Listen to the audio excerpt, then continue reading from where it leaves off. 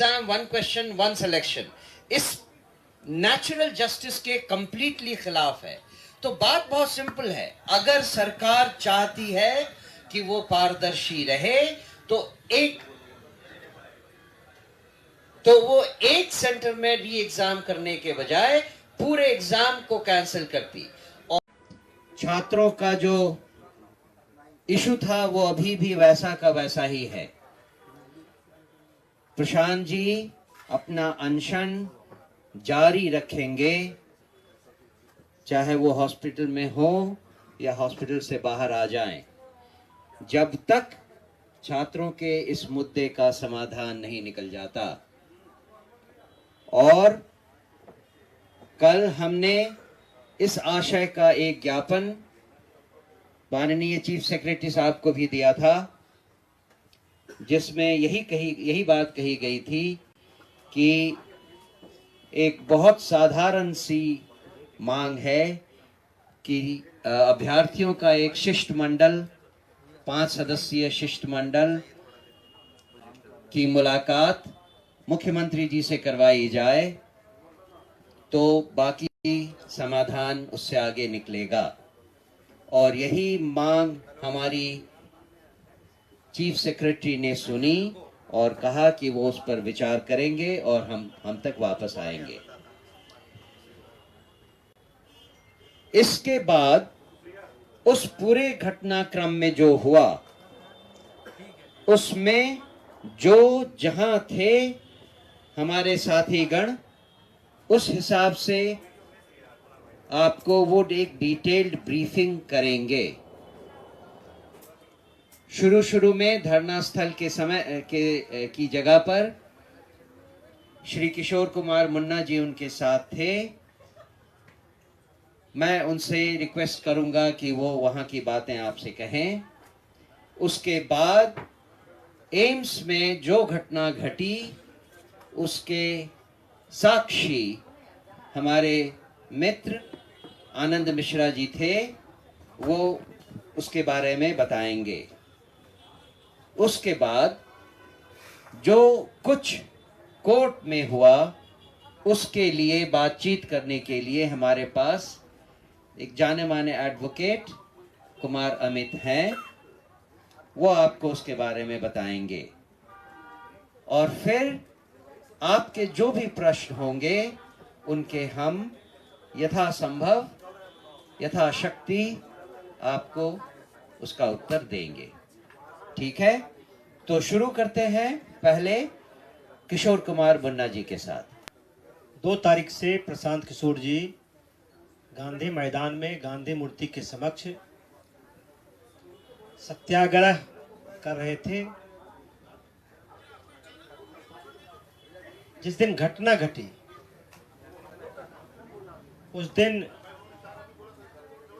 4:05 पर सुबह में बड़े पैमाने पर पुलिस के ऑफिसर और पुलिस आती है। सोए हुए लोगों को, प्रशांत किशोर जी सोए हुए थे और उनके साथ सभी सत्याग्रही साथी, सब लोग आराम में थे। पुलिस ने बहुत बर्बरतापूर्ण और जबरन तरीके से प्रशांत किशोर जी को वहां से उठाती है, बलपूर्वक बल का प्रयोग कर, और जाके सीधे एम्स ले जाती है। पुलिस ने ले जाने के पहले कोई होमवर्क नहीं किया था।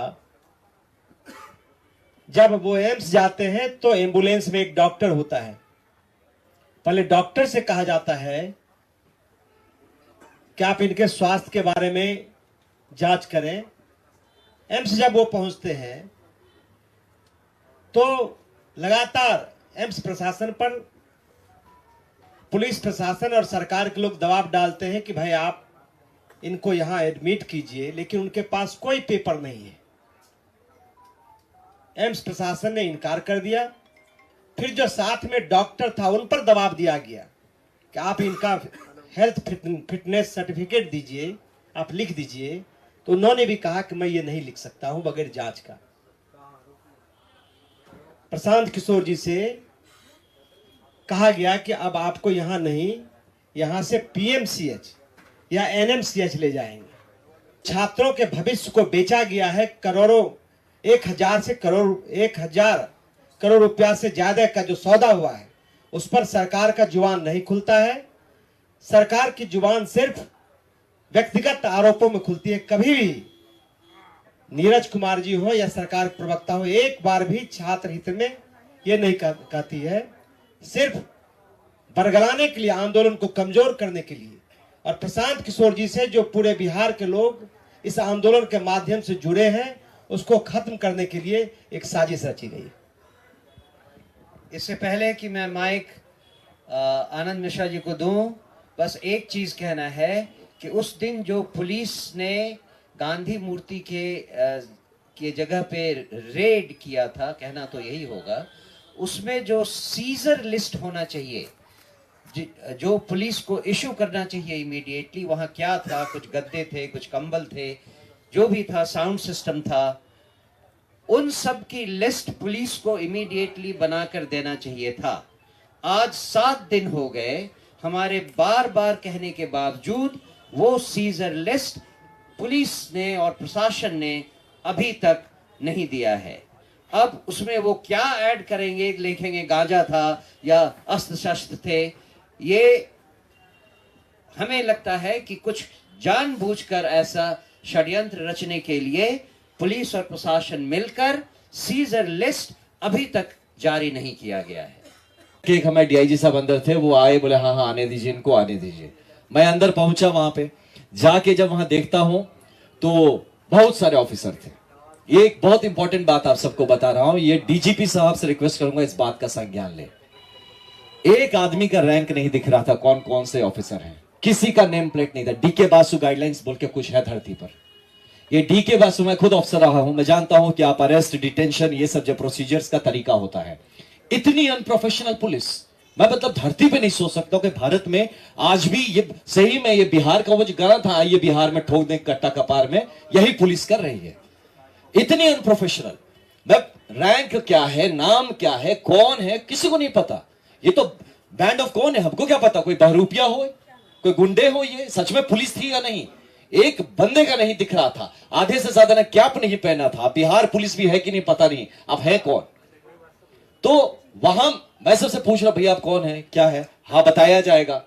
वहां पे आते हैं, रूम में मैं बैठा था, आके कहते हैं आपको मेडिकल टेस्ट करना होगा। प्रशांत जी पूछ रहे हैं किस केस में लाए हैं मेरे को, बताया जाएगा। अरे व्हाट इज बताया जाएगा? आपके कुछ नेचुरल राइट्स, फंडामेंटल राइट्स है ना, आपको पता तो होना चाहिए आप डिटेन हुए हैं, आपने मुझे अरेस्ट किया है, बताया जाएगा। तो बोले जब आपको ही नहीं पता आपने मेरे साथ किया क्या, आप कैसे भाई, आप पता नहीं, आप मुझे इंजेक्शन के नाम पे जहर दे देंगे तो कौन जानता है? इतनी दुश्मनी जब दिखा रहे, आप जहर भोंक देंगे मेरे अंदर और फिर कहेंगे किसी कारण से मर गया ये आदमी, तो ये रिस्क होता है ना। तो वो आदमी कैसे बोल दे कि हाँ आप मेरे शरीर के संग आप चेकिंग करिए, कुछ भी करिए, आप प्रिक करिए, कौन जानता है उस नीडल में क्या लगा के प्रिक करेंगे? तो ये सब का गारंटी आप कैसे आप उस आदमी पे भरोसा कर सकते हैं जो कि अपना आइडेंटिटी डिस्क्लोज करने को तैयार नहीं कि वो है कौन जिसने डिटेन किया है? हमें क्या पता बिहार पुलिस है कोई और है? तो ऐसे सिचुएशन पे जब प्रशांत जी कहते हैं कि भैया आप हमको पहले बताइए कि हमको लाए क्यों है, आप कौन से केस में लाए हैं, कोई पुराना केस है, नया केस है, केस का नंबर बताइए, आप हमारे चार्जेस बताइए, कहां लेके जाएंगे यहां से ये बताइए, मुझे इन्फॉर्म तो करिए किसी को कि भाई हम कहां पे हैं। हमको फोन नहीं करने दिया जाए, भैया फोन मत करिए सर, फोन ऑफ रखिए। आप हमारे कम्युनिकेशन नेटवर्क बंद कर देते हैं। मैं फिर बोला ठीक है बाहर, मुझे बोले प्रशांत भैया कि काम करिए आप चल लीजिए बाहर, थोड़ा संभाल दीजिए, मीडिया के भी बंधु होंगे उनको बता दीजिए कि हम सेफ है, लोग में घबराहट ना है किसी तरह का। ये आदमी लगातार सोच रहा है कि किसी तरह का विश्रृंखला नहीं होनी चाहिए, पीस मेंटेन रहना चाहिए। आप आनंद जी बाहर जी और सबको बताइए सब ठीक है, सब कोई घबराने की बात नहीं है। He was trying to make things peaceful और पुलिस उसको और उस पर डाले जा रही है घी। हम निकल रहे, सर थोड़ा बैठ जाइए सर। हम बोले क्यों डिटेन कर रहे हो? नहीं सर आप थोड़ा रुक जाइए, कोई सीनियर अधिकारी आ रहा है। मुझे पता है पुलिस तरीका है रोकने का, मैं अब उसको धकेल के तो जा नहीं सकता। मैं उससे पूछ रहा हूं अच्छा आप कौन है? सर बता देंगे सर, आप थोड़ा सा बैठ जाइए। ये सोचिए, ऐसे डीजीपी सर से मैं रिक्वेस्ट करता हूं, है ना, आपका एक जूनियर हूं मैं, आपसे रिक्वेस्ट करता हूं कम से कम बेसिक गाइडलाइन सिखाइए। ये बड़े बड़े गया मैं पुलिस अकेडमी बनाने से नहीं होता जहां आप डीके बासु गाइडलाइंस नहीं फॉलो करते हैं, और इतने बड़े हाई प्रोफाइल चीज में जहां प्रशांत किशोर जैसे एक व्यक्तित्व को आप डिटेन कर रहे हैं, अरेस्ट कर रहे हैं, साथ में खुल खुल के बड़े बड़े ऑफिसर आके बड़े बड़े होके चौड़े हो कह रहे हैं 44 आदमी को डिटेन किया। पहले इसमें देखिए किसने डिटेन किया, जरा आप निकालिए। तो ऐसी परिस्थिति बन गई थी एम्स में, जहां पे ये जो एम्स से निकलने के बाद आपने देखा होगा काफी लोगों ने रोकने की कोशिश की, खोज रहे, गाड़ी गाड़ी में आके ठोक रहे, किस गाड़ी में है भैया, कहां है कहां है। अरे यार आप लोग, ये कैसा पुलिसिंग है जहां आपके पास मुंह है, जबान है, आप बोल सकते हैं ना, आप बताते नहीं, छुपा के क्या प्लानिंग करते हैं, इनकाउंटर करेंगे।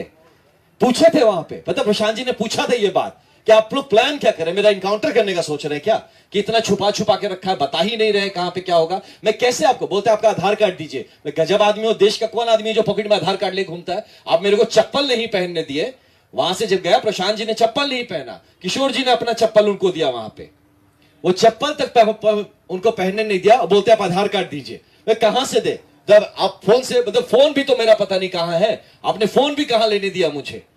तो ये किस तरह का अरेस्ट प्रोसीजर से, किस तरह का डिटेंशन। सर ने कहा रेड, ये तो हमने, मैं तो मिलिटेंट्स की कैंप अटैक्स करता था, है ना, प्रॉपर कैंप अटैक होता था जब फायरिंग और रॉकेट लॉन्चर चलते थे, वो भी ऐसे नहीं करता था भाई।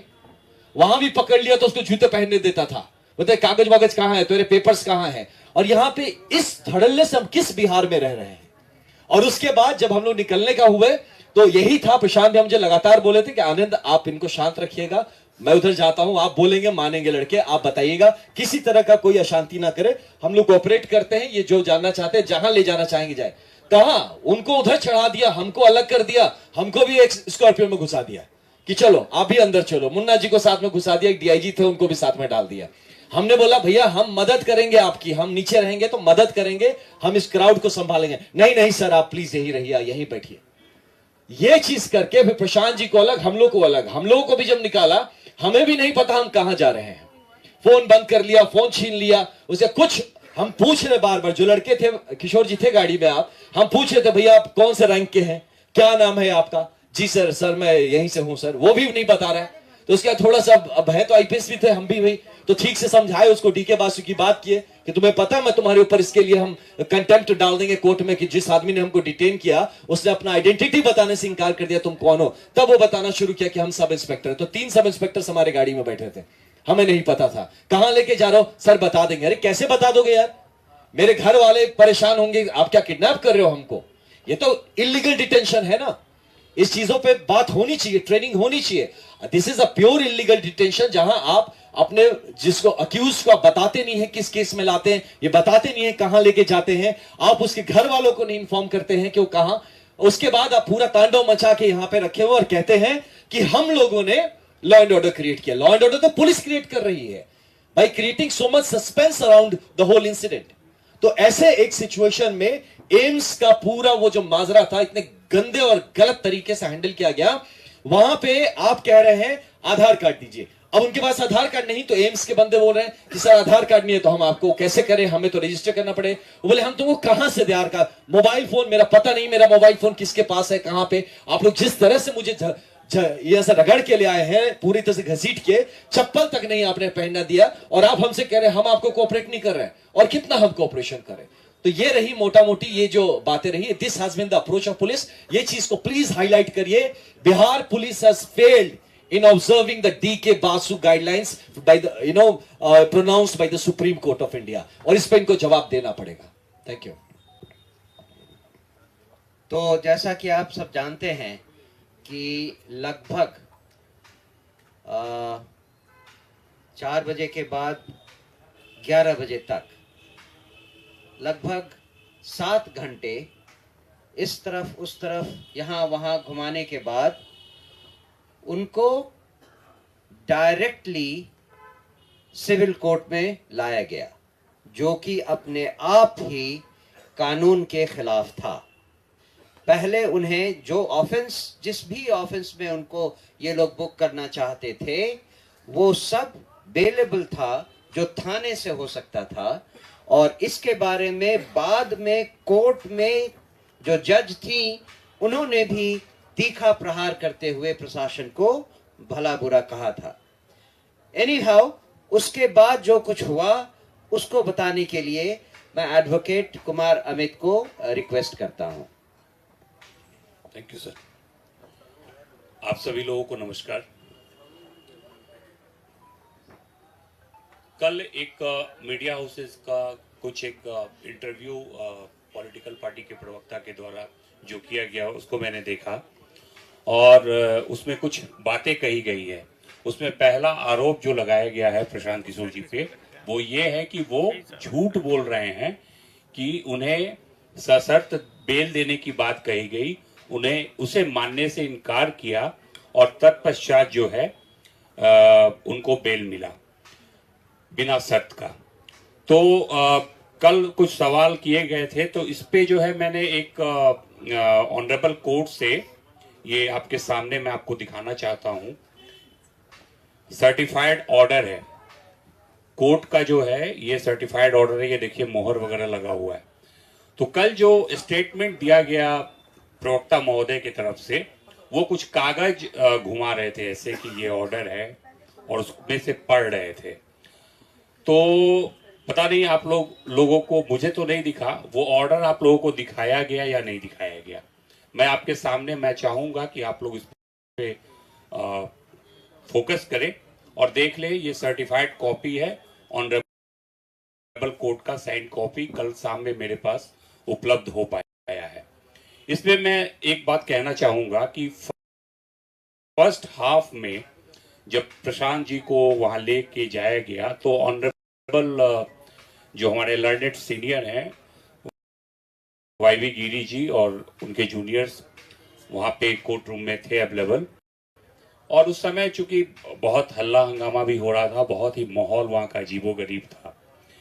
लेकिन क्या आप लोग इस बात से इनकार करते हैं कि मीडिया हाउसेस भी इस बात को चलाए हैं कि सशर्त बेल देने की बात कही गई, जिस सशर्त बेल को वो शर्त को मानने से इनकार किए इसलिए उन्हें जेल जाना पड़ेगा।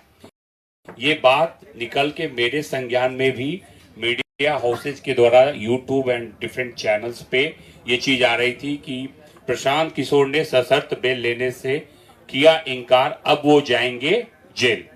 ठीक है, यहां तक आप सब लोग समझ रहे हैं। इसके बाद इवेंट टर्न अप होता है। जब ये बात हो गई तो उस समय तक एक चीज मैं उस पर बहुत ही जोर देना चाहूंगा कि कहीं भी हम लोगों ने ये नहीं कहा है कि वो एक ऑर्डर इशू हो चुका था कोर्ट के द्वारा एक साइंड ऑर्डर इशू हो चुका था जिसमें उन्हें सशर्त बेल देने की बात कही गई, उन्होंने इनकार किया, इसलिए वो अब जेल जा रहे हैं। कोर्ट हियरिंग प्रोसेस में ही चल रहा था। सेकेंड हाफ में तकरीबन 2:30 बजे के आसपास, 3 बजे के आसपास जब मैं सिविल कोर्ट पहुंचा, इस जानकारी के बाद प्रशांत जी से मेरी कुछ बात हुई और मैं अंदर कोर्ट के अंदर गया और मेंशन किया कि क्या मैडम आपने ऑर्डर पारित कर दिया है, ऑर्डर साइन हो गया है तो कॉपी दीजिए। और अगर ऑर्डर हो जाता उस समय तक, तब तो वो बेउट के अंदर रहते उसी समय 2 बजे तक। ये बहुत कॉमन सेंस की बात है, नॉर्मल बात है, इसको समझने की जरूरत है। कोर्ट हियरिंग प्रोसेस में था, उन्होंने अलाउ किया, ऑनरेबल कोर्ट ने मुझे अलाउ किया कि हाँ आप अपनी बात रखिए, आपको क्या रखना है। तब मैंने उन्हें बताया कि जैसा कि आप देख रहे हैं कि इसमें जो भी चार्जेस लगे हुए हैं, सेक्शन 190, 191 क्लॉज 2, 191 क्लॉज 3 एंड 223, ये सब के सब अवेलेबल हैं। मैक्सिमम जो प्रोविजन है इसका पनिशमेंट का वो 191(3) में है। और सुन के आप लोग को बड़ी हंसी आएगी, ये कहता है राइटिंग विद डेडली वेपन्स। तो आप सभी लोग कवर कर रहे हैं पिछले 6-7 दिन से गांधी त्रिमूर्ति के नीचे प्रशांत किशोर जी और बाकी जो भी स्टूडेंट्स या उनके जो भी सपोर्टर्स जनसुराजी लोग वहां बैठे हुए हैं, उनमें से किसी के हाथ में आपने एक छोटा डंडा भी देखा है क्या, एक छड़ी भी देखी है क्या? मेरा ये प्रश्न आप लोगों के माध्यम से पूरे जनता को ये इसका बताना पड़ेगा, पुलिस को भी बताना पड़ेगा कि आप जो ये सेक्शन एप्लीकेबल किए हैं, और जैसा आनंद भाई ने कहा, इनसे मैं पूरी तरह से इनके साथ हूं। इन्होंने बहुत अच्छी बात कही कि डीके बासु के गाइडलाइंस को भी ये लोग नहीं मान रहे हैं। तो अब कैसी पढ़ाई हो रही है, कैसी ट्रेनिंग चल रही है इनकी, कि कौन सा सेक्शन लगाना है, कौन सा नहीं लगाना है। राइटिंग विद डेडली वेपन्स, क्या किसी भी स्टूडेंट के हाथ में एक छड़ी तक नजर आई है किसी को? बेचारे बच्चे सुबह 4 बजे कंबल ओढ़े उस कड़ाके की ठंड में खुले आसमान के नीचे पड़े हुए हैं। अगर कंबल और मफलर वेपन है तब तो कमाल है भैया। बिहार पुलिस की नज़र में अगर आप कंबल ओढ़ते हैं और मफलर पहनते हैं तो ये डेडली वेपन्स है। और राइटिंग कहाँ पे दिखा आपको? आराम से सुबह 4 बजे क्या एवरी डे पिछले 2 दिन से 2 रात तो मैं खुद था जिस दिन उनको गिरफ्तार किया गया। अनफॉर्चुनेटली 3 बजे मैं वहां से निकला हूं। तो सब शांतिपूर्वक ढंग से बैठे हुए सत्याग्रह कर रहे हैं। और मैं इन तमाम राजनेताओं से आग्रह करता हूं कि कृपया सत्याग्रह मूवमेंट के बारे में एक बार पढ़ लें। गांधी जी की दुहाई बार बार आप लोग देते हैं। सत्याग्रह किस तरीके से होता है और प्रशांत जी का जो आमरण अनशन है वो कैसे उपद्रवित तरीके का था, ये आप बता दीजिए हमको। पहले तो निहत्थे बच्चों पे आप लाठी चलाइए, बेचारे री एग्जामिनेशन की मांग कर रहे हैं। गलती तो आप किए हैं, आपने एडमिट किया है आयोग ने इसको एक तरीके से। The moment you cancel the examination of Bapu परीक्षा केंद्र of 12,000 or perhaps 18,000 students, meaning thereby you admitted your fault कि आप गलती किए हैं। ऐसे ही कर दिया क्या 18,000 स्टूडेंट का आपने एग्जामिनेशन कैंसिल। अब आते हैं कोर्ट में, फिर वही प्रोसेस हियरिंग की चल रही थी। ऑनरेबल ने सुना मुझे शांतिपूर्वक ढंग से। मैंने उनसे रिक्वेस्ट किया कि देखिए ये सारे के सारे सेक्शंस बेलेबल सेक्शंस हैं और इस शख्स को कोर्ट पुलिस थाने में कायदे से बेल मिलनी चाहिए, कॉन्स्टिट्यूशनल राइट है। तो वहां बेल नहीं मिला, तो जब इनका राइट का वायलेशन हुआ है तो मैडम आप सशर्त बेल क्यों दे रही हैं? जो पुलिस ने नहीं किया वो काम आप कर दीजिए, मेरी रिक्वेस्ट है। इसको उन्होंने सुना, काफी टाइम लिया। तत्पश्चात उनको जो है पीआर बॉन्ड पे ही सिंपली उनको मुक्त किया गया है। अब मैं आप लोगों को बता दूं कि पीआर बॉन्ड जो है वो बेसिकली पर्सनल रिकॉग्निजेंस बॉन्ड कहते हैं उसको। और पर्सनल रिकॉग्निजेंस बॉन्ड में भी शर्त रहता है भैया, कोर्ट चाहे तो शर्त लगा सकता है।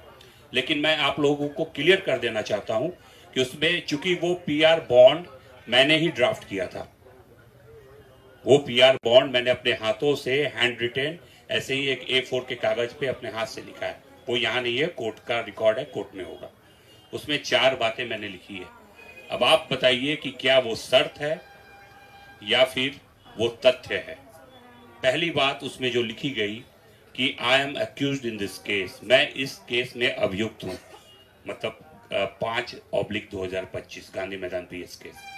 तो क्या ये बात शर्त है कि तथ्य है कि मैं इस केस में अभियुक्त हूँ? वो अभियुक्त थे, लिखा उन्होंने। दूसरी बात जो लिखी गई उसमें यह लिखी गई कि I am being enlarged on bail by this honourable court, इस कोर्ट के द्वारा मुझे जमानत पर मुक्त किया जा रहा है।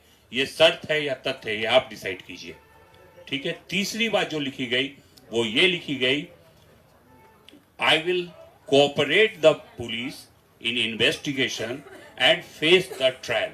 मतलब मैं बिहार पुलिस को अगर वो इन्वेस्टिगेट करते इस मैटर को तो उसमें सहयोग करूंगा, और अगर ट्रायल चलता है, विचारण चलता है, तो मैं कोर्ट में अपीयर होऊंगा। तो ये भी क्या शर्त है? क्या कोई भी भारत का नागरिक या भारत के संविधान को मानने से जो इनकार करेगा वही बोलेगा कि हम पुलिस को इन्वेस्टिगेशन में मदद नहीं करेंगे, और अगर मेरे अगेंस्ट ट्रायल चलेगा तो मैं इसको फेस नहीं करूंगा। ये कोई हार्ड एंड क्रिमिनल ही इस तरह का बात कर सकता है, एक टेररिस्ट ही इस तरह का बात कर सकता है। चौथा बात मैंने लिखा, अगर मैं ट्रायल नहीं फेस करूंगा और मैं पुलिस को कोऑपरेट नहीं करूंगा तो मैं 25,000 रुपया सरकार को दूंगा। तो आप लोग खुद ही डिसाइड कीजिए कि इसमें से कौन आपको शर्त लगता है। उनको ट्रायल तो फेस करना पड़ेगा, प्रशांत किशोर हो चाहे कोई भी हो।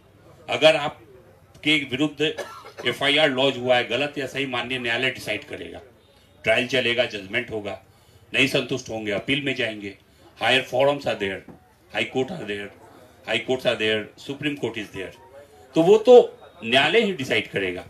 तो इस PR बॉन्ड पे, और अच्छा दूसरी बात एक जो निकल के आ रही है वो कल उसी जो प्रवक्ता महोदय ने कहा उसमें उन्होंने कहा कि उनको थाने से बेल दिया जा रहा था, उन्होंने लेने से इनकार किया। आप सभी को पता है कि उनके विरुद्ध जो है केस इंस्टीट्यूट हुआ है वो गांधी मैदान थाने में हुआ है। आप लोग उनके गाड़ी के पीछे पीछे थे, वहीं से हम लोग को भी पता चला है बैठे बैठे अपने कार्यालय में। तो आप हमको ये बताइए कि गांधी मैदान त्रिमूर्ति से उठाने के बाद उनको गांधी मैदान थाने कब ले जाया गया? This is the question of jurisdiction. Gandhi मैदान थाना अगर उठाएगा तो गांधी मैदान थाने में ही बेल मिलेगा उनको, पीआर बॉन्ड पे ही सही, गांधी मैदान थाने। मेरे हिसाब से उनको गांधी मैदान थाने नहीं ले जाया गया, एम्स ले जाया गया, फतुआ ले गए भैया। मतलब जैसा मुन्ना जी बोल रहे थे, ये बड़ा हास्यास्पद है। पीएमसीएच यहाँ है, उसको दे आर क्लेमिंग कि इंडिया का सबसे बड़ा हॉस्पिटल बना रहे, वहां नहीं ले गए। आप ले जाते हैं उनको कहाँ? फतुआ। और क्या इश्यूज थे मेडिकल से पर्टेनिंग, आनंद भाई ने बहुत अच्छे से बता दिया। डर तो रहेगा ही ना, पता नहीं कौन सा निडल घुसा दोगे, क्या कर दोगे, तुम्हारा कोई ठीक नहीं है। तो वो एक बात है कि आप जो हैं क्या गांधी मैदान थाना ले गए, पहली बात। दूसरी बात, बेऊर जेल में जाते हुए वीडियो है, हमारे पास है वीडियो वहां का, वो आपको हम दिखा देंगे। जो डीएसपी साहब का स्कॉर्पियो है, थाने की गाड़ियां हैं, जेल के अंदर ले गए ये लोग।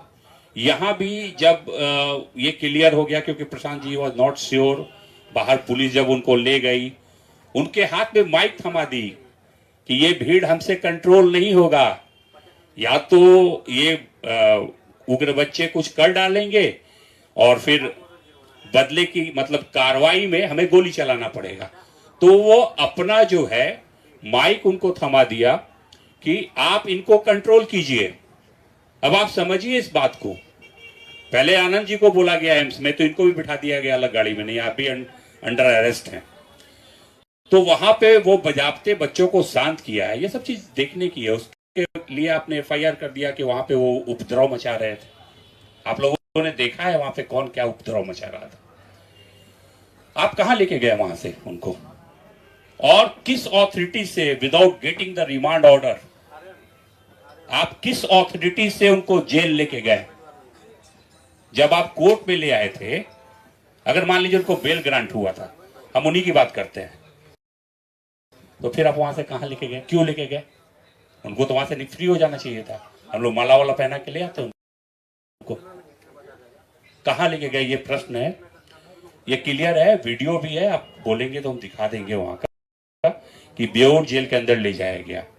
और आप लोग के माध्यम से मैं कहना चाहूंगा कि वो तमाम ऑफिसर्स और जितने भी कर्मी थे पुलिस के जो प्रशांत जी के साथ थे, उनका मोबाइल लोकेशन जो है स्पेसिफिक 4 बजे से 6 बजे तक का पुलिस के पास होगी। पुलिस निकाले इसको और आपके बीच रखे कि वो कहां गए थे।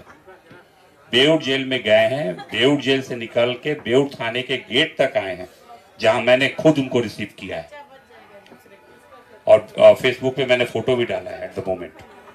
वहां से निकलते हुए कुछ मीडिया के भाई बंधु वहां थे, जब बेऊर से बाहर हम लोग निकल रहे थे इनोवा से, ललन से थे हमारे साथ, तो वो फ्लैश वगैरह कैमरा कहीं ना कहीं है वो, ठीक है। बेऊर थाने के अंदर भी ले जाया नहीं गया। चौथी इंपॉर्टेंट बात, इस ऑर्डर में लिखा हुआ है कि आईओ ने अपने डायरी में लिखा है कि प्रशांत किशोर ने अपना मेडिकल एग्जामिनेशन कराने से इनकार किया, ये बात लिखी हुई है।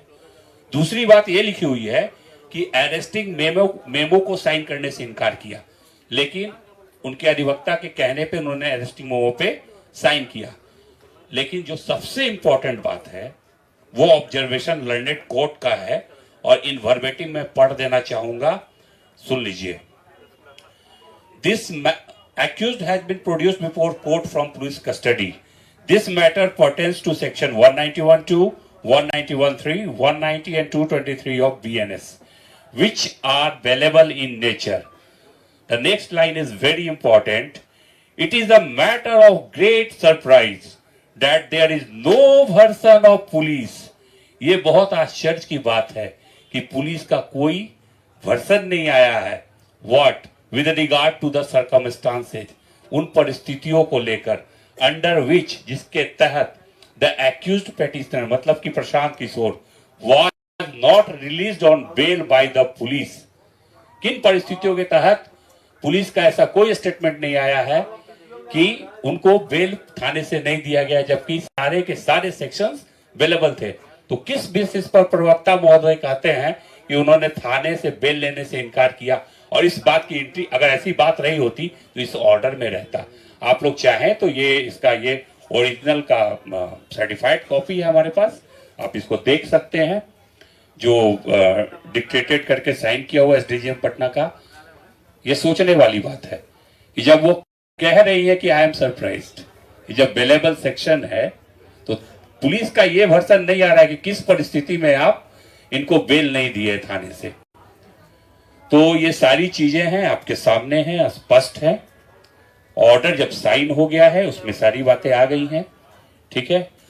उनको जो है बेउड जेल ले जाया गया, बेउड जेल विदाउट ऑथराइज्ड पेपर ले जाया गया, वहां से थाने लाया गया। डिटेन्यू को इतना परेशान, आप तो उसको ऐसे ट्रीट कर रहे थे कि जैसे वो आदमी टेररिस्ट है, पता नहीं क्या। एनआईए का एक्यूज जैसे पकड़ा जाता है ना, प्रशांत जी बढ़िया, ये आनंद जी बढ़िया बताएंगे, उसको इसी तरह से किया जाता है कि कहीं गुप्त लोकेशन पे रखो। गुप्त लोकेशन पे नहीं होता है, नहीं।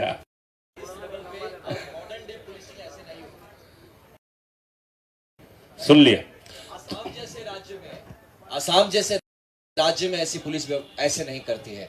वहां पे इस कदर, मतलब मैं अटरली सरप्राइज हूं कि बिहार जैसा राज्य जो इतना पुराना है, इस कदर यहाँ का जो पुलिसिंग व्यवस्था खत्म हो चुकी है। मैं बता रहा हूं, जो बेसिक एकदम, जब पहला दिन आप जाते हैं ना, तब आपको डीके बासु गाइडलाइन पढ़ा दिया जाता है कि भैया ये तुम्हारी बेसिक जिम्मेदारी है, इसके ऊपर ही अब कानून पढ़ो। कानून बाद में, पहले ये जान लो कैसे खुद को पेश करना है। और याद रखिए कि ये अगर प्रशांत किशोर जी के साथ हो सकता है तो बिहार का कोई बच्चा, कोई महिला, कोई वृद्ध सिक्योर नहीं है। यह पुलिस की दादागिरी है सीधा सीधी कि अपने आप को ढक के, अरे इतना दम है तो कम से कम नाम तो दिखाओ, हो कौन, रैंक्स तो बताओ आप हो कौन, बता दिया जाएगा, बता दिया जाएगा। ये इनका वक्तव्य रहता है। This is a pure example of very unprofessional policing. जैसा कि हमारे अध्यक्ष जी ने बताया, ये बात तथ्य है कि जैसे ही अरेस्टिंग होती है ना, तो सारे डॉक्यूमेंट्स की एक कॉपी अवेलेबल कराई जाती है एक्यूज्ड को, so that he can proceed further कि वो क्या उनको अपने डिफेंस के लिए क्या करना है। जैसे कि सीजर किया गया, सीजर मेमो हमें उपलब्ध नहीं कराया गया है। अरेस्टिंग मेमो की कॉपी हम कल सर्टिफाइड कॉपी से ही हमको कुछ मिल पाया है, हमको पुलिस के द्वारा कुछ उपलब्ध नहीं कराया गया है। तो ये पूरा है आपके सामने है, इसमें कोई कहानी नहीं है, ठीक है ना। आप ये समझिए कि मतलब केवल झूठ का पुलिंदा फैलाया जा रहा है। आप लोग इसको खुद जज कर सकते हैं। Thank you very much.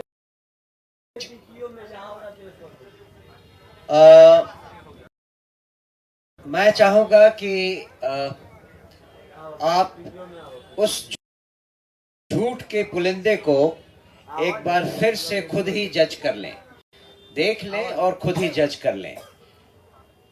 इससे पहले कि मैं आप सबको अपने डाउट्स क्लियर करने के लिए कुछ प्रश्न पूछने दूं, मैं चाहूंगा कि रामबली जी, जो हमारे बहुत सीनियर पॉलिटिशियन हैं, वो आपसे दो शब्द इन पूरे मामले के बारे में कहें।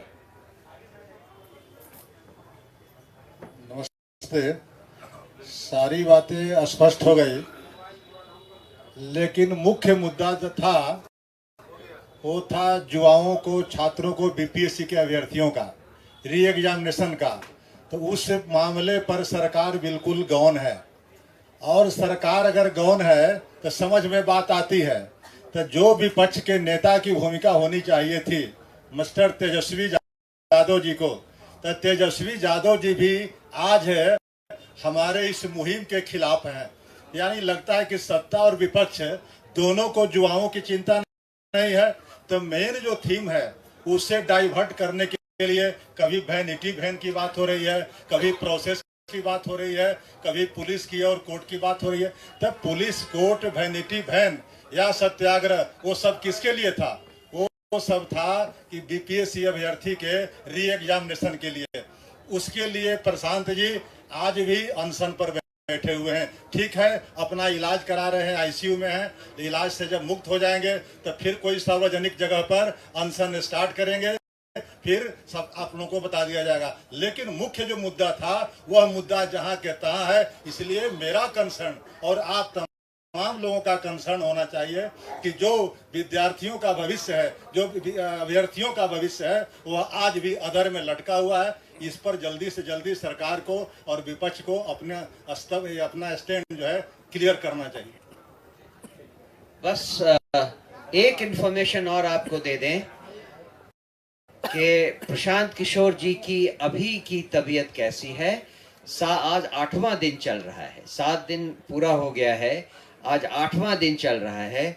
और उसके बारे में और डॉक्टर्स की राय के बारे में मैं चाहूँगा हमारे साथी ललन जी आपको कुछ बताएं। पार्टी के उपाध्यक्ष ललन जी।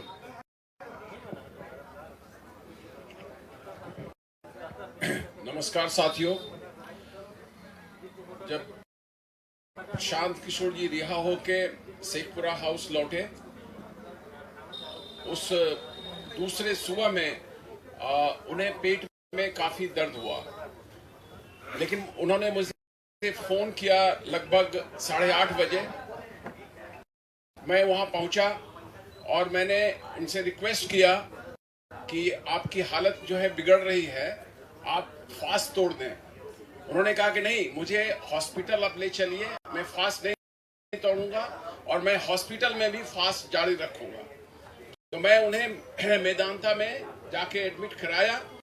डॉक्टरों ने उन्हें देखा और उन्हें काफ़ी जो है इन्फेक्शन हो गया है, निमोनिया का अटैक है और उनके किडनी में स्टोन हो गया है।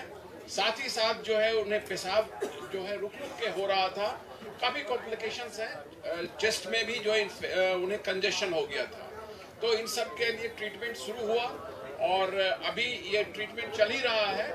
लेकिन उनका कहना है कि वो हर हाल में जो है मांग पूरी होने तक अनशन पर रहेंगे।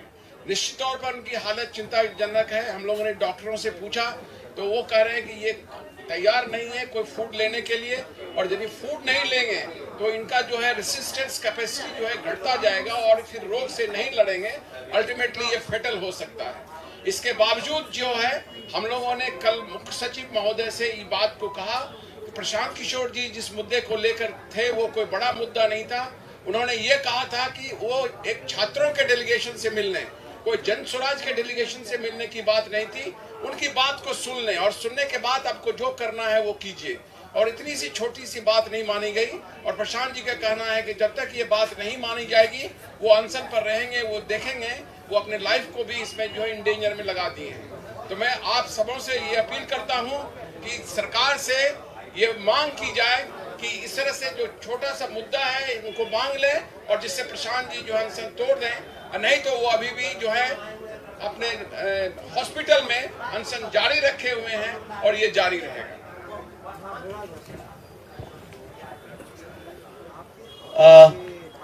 मैं चाहूंगा कि इस ब्रीफिंग का एंड हमारी तरफ से किशोर मुन्ना जी करें और आपको फाइनल कुछ बातें बता दें।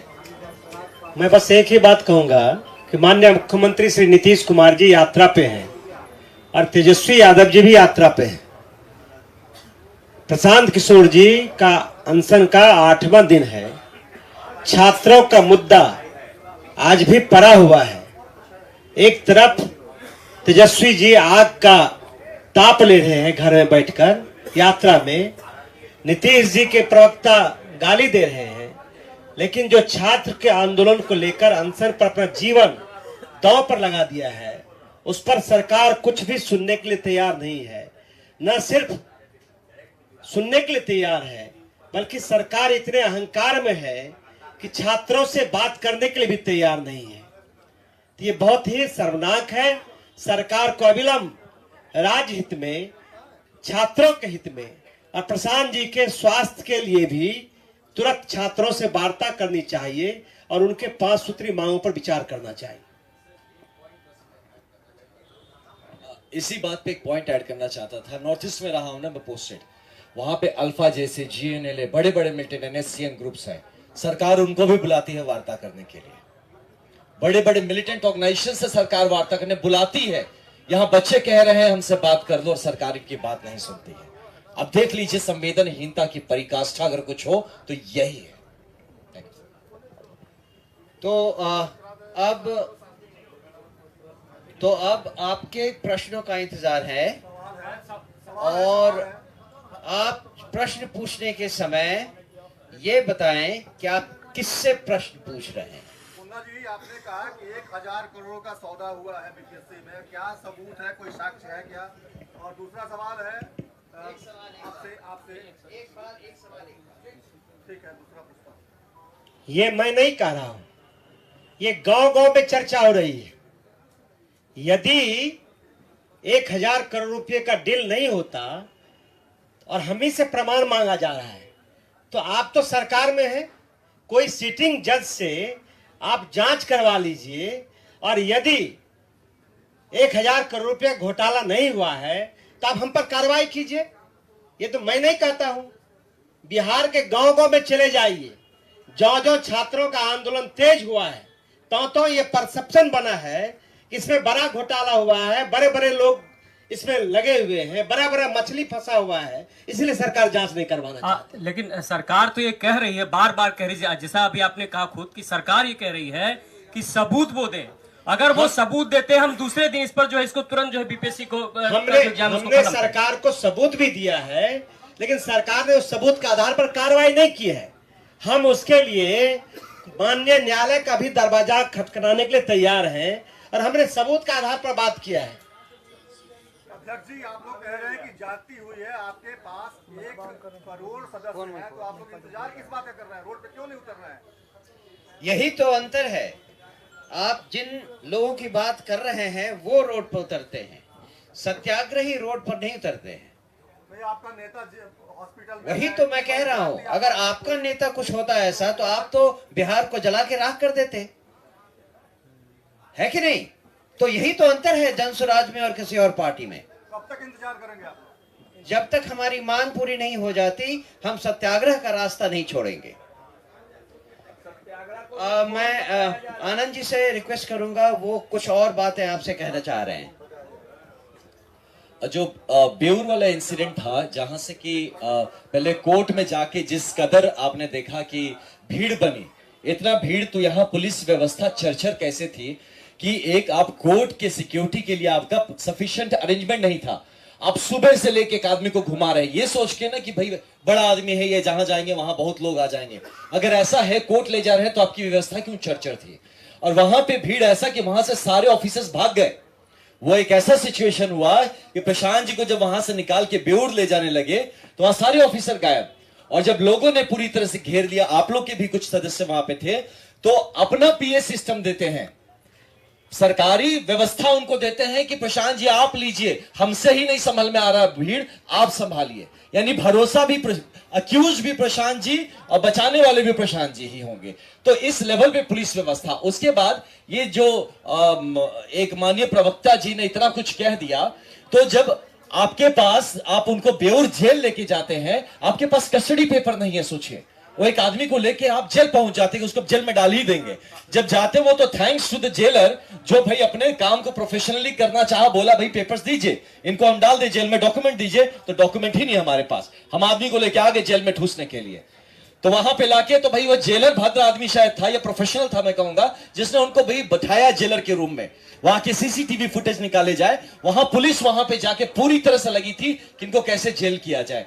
उसके बाद जैसे अभी हमारे वकील साहब ने बताया कि इन्होंने जब रीहियर किया, कोर्ट ने बात को पूरी तरह से समझा और जब फाइनल उन्होंने जो जजमेंट दिया जिसमें, और इस बात को देख के आश्चर्य करते हैं, ये कैसा हो सकता है यार कि जो चीज पुलिस कस्टडी में जिनको बेल मिल जाना चाहिए, तो उसको हमारे पास इतना लेके क्यों आए हैं? और यहां पे दूसरी तरफ पुलिस कंप्लेन कर रहा है कि आपने हम आपको बेल दे रहे हैं और आप हमसे। तो आप समझ सक रहे इस बात को किस तरह से अव्यवस्थित, और ये जो एक आंदोलन इतने दिनों से चल रहा है, वहां से यहां तक, मतलब आप जब प्रशांत जी को उठाने आ जाते हैं तब भी आपकी व्यवस्था पूरी नहीं होती है। आप जैकेट कोट पहन के छुपा के खुद को आते हैं उठा के ले जाने, और बेउर जेल में आप उनको करीब 2 से 2.5 घंटा बिठा के रखते हैं। इसका जवाब कौन देगा? आप एक आदमी जो कि प्रूवन नहीं हुआ, जिसको कोर्ट ने जेल नहीं भेजा, आप उसको जेल में डालने लेके चले गए, इसका जवाब कौन देगा? और उसके बाद आप उनको वहां से ले जाते हैं अपनी जान बचाने के लिए। आप बगल से बेउर थाना की गाड़ी मंगाते हैं, आप थाने की गाड़ी में बिठाते हो, थाने में भी नहीं ले जाते, गाड़ी में बिठा के इंतजार करते हैं कि कब हमारा आता है लेटर और कब आप उसमें गाड़ी में बिठा के आप साइन कराते हैं। इन सब में इसलिए इसको लिया फिर से माइक कि हम चाहते हैं कि इस बात को, ये मुद्दे हैं, ये आप मीडिया में हैं, लेकिन कल को आप भी इसमें लपटा सकते हैं। इससे कोई नहीं बचा है। जब ये किसी को लपेटना चाहे, आपको भी ऐसे ही चीजों में लपेटेंगे। अगर हमें लोकतंत्र बचाना है तो इन मुद्दों को सटीकता से उठाना पड़ेगा। डीजीपी साहब को इसका संज्ञान लेना चाहिए। मनोज भारती जी, जी बताएं। हाँ अगला सवाल। हाँ, एक सवाल है। बिहार लोक सेवा आयोग का परीक्षा लेते रहा है। 8 मई 2022 को 68वीं बीपीएससी परीक्षा पेपर होता है आरा के जैन कॉलेज से 11 बजे। 12 घंटे के अंदर 8 बजे रात्रि परीक्षा रद्द कर दी जाती है। शिक्षक भर्ती परीक्षा मार्च 2024 में होती है। परीक्षा का पेपर नवादा से लीक होता है, परीक्षा रद्द कर दी जाती है। इस बार आयोग कह रहा है कि परीक्षा का पेपर लीक नहीं हुआ है, हम रद्द नहीं करेंगे। आप अगर आपके पास कोई गवाह है, कोई सबूत है, वो लाइए तो हम रद्द कर देंगे।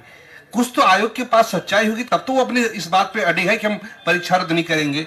कुछ सरकार के पास कुछ तो होगा जो सरकार अड़ी है कि हम परीक्षा रद्द नहीं करेंगे। 3,40,000 बच्चे इस परीक्षा में शामिल हुए हैं। महाराष्ट्र, गुजरात, राजस्थान से बच्चे आए हुए हैं। आपको लगता है कि ये परीक्षा रद्द कर देना इसका कोई समाधान है? कोई सबूत है तो आप कोर्ट में जाइए ना, आप ही कोर्ट से विनती कर दीजिए कि कोई रिटायर्ड जज की अध्यक्षता में इसकी जांच करा लीजिए। पहले भी कई बार हुआ है देश में, सरकार ने नहीं चाहा, PIL किया गया, उसकी जांच हुई, दूध का दूध पानी का पानी हो गया। हाँ, बात बिल्कुल सही है। और हम भी तो यही कह रहे हैं कि हम कह रहे हैं कि ये हम नहीं, छात्र कह रहे हैं कि इस परीक्षा में भी बहुत बड़े पैमाने पर धांधली हुई है। उसका एक सबूत तो सरकार ने मान ही लिया है। अगर सरकार ने एक सबूत मान लिया है तो वो इस बात को मानने से क्यों इनकार कर रही है कि इतने सारे बच्चों का भविष्य वो अंधकार में डाल रही है और केवल एक सेक्शन का री एग्जाम ले रही है। आप सोच कर देखें, एक नौकरी, उसके लिए 2 तरह के एग्जाम, कहां तक तर्क संगत है? ये 1 exam 1 question, 1 exam 1 question 1 selection, इस नेचुरल जस्टिस के कंप्लीटली खिलाफ है। तो बात बहुत सिंपल है। अगर सरकार चाहती है कि वो पारदर्शी रहे